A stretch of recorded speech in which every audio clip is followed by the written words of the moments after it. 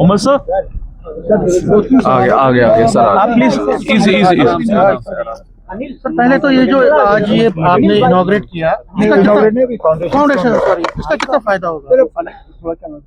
अगर हमारे सड़कों पे एक भी हादसा कम हो और एक भी कीमती जान हम बचा सकें तो मैं तो कहूँगा इस सेंटर का पूरा फायदा मिला है हमें।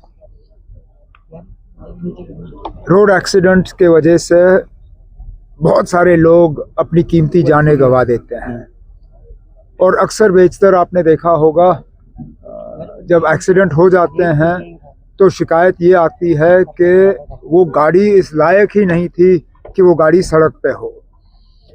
इसलिए 2 ऑटोमेटेड टेस्टिंग सेंटर्स, एक पामपोर वादी के लिए और एक नगरोटा जम्मू के लिए, फ़िलहाल इनके फाउंडेशन स्टोन लगे हैं।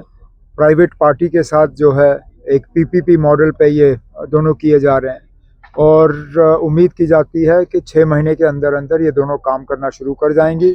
इसके बाद गाड़ियों को टेस्ट करना जो है ये कंप्यूटर के ज़रिए होगा। जिसकी गाड़ी फेल हो जाती है वो गाड़ी फिर सड़क पर होगी नहीं। अब जैसे मैं अभी अपने काबिना के साथी और इनके अफसरों से कह रहा था, एक नगरोटा में शायद जम्मू के लिए काफ़ी नहीं होगा, एक पामपोर में आप वादी को कवर कर पाओगे, लेकिन नगरोटे से डोडा, किश्तवाड़ या रजौरी, पुंछ कवर करना मुश्किल होगा। तो अब हमारी कोशिश रहेगी कि एक पीर पंचाल की तरफ और एक चिनाब की तरफ जो है ये 2 सेंटर और खुलें ताकि ज़्यादा से ज़्यादा गाड़ियों की टेस्टिंग हो और सड़क पे जो हादसे हैं वो कम हो जाए। सर 2 सवाल मेरे और हैं। एलओपी से मैंने पूछा था जब आपने बात की थी कल, उन्होंने आज कहा कि मेरिट को वो डिनाई नहीं करते, मेरे को वो अंडरस्टिमेट नहीं करते, लेकिन जहां आस्था है और माता वैष्णो देवी श्राइन बोर्ड एक आस्था के केंद्र है।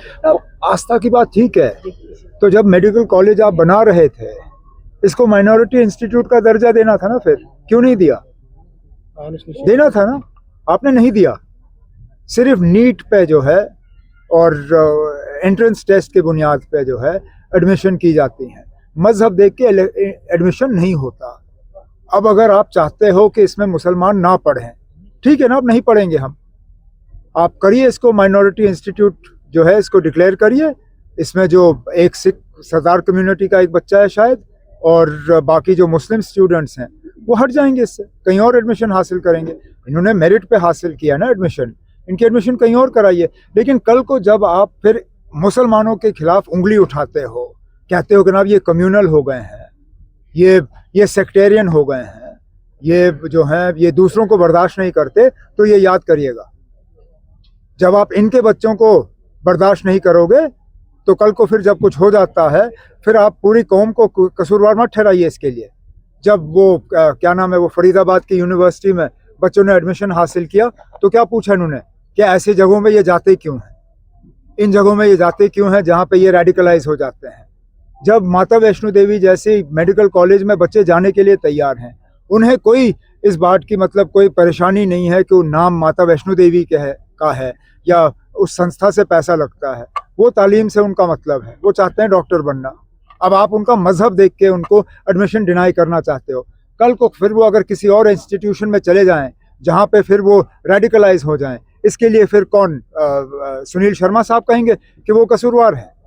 आप ना मुसलमान बच्चों को इस तरह मत धकेलिए, क्योंकि उसके बाद फिर जो हो जाता है उसके लिए फिर आप पूरे कौम को कसूरवार ठहराते हो, मत करिए। और मैं फिर इस बात पे आता हूँ, अगर आप चाहते हो कि मुस्लिम बच्चे जो हैं आपके इस मेडिकल कॉलेज में नहीं पढ़ें, मेहरबानी करके इसका आप स्टेटस बदल दीजिए, इसको माइनॉरिटी स्टेटस दे दीजिए और हमारे बच्चे जो हैं वो कहीं और एडमिशन हासिल करेंगे, बांग्लादेश जाएंगे, टर्की जाएंगे, कहीं और जाएंगे। रिजर्वेशन इशू पे अगर मुझे उस पर कुछ नहीं कहना।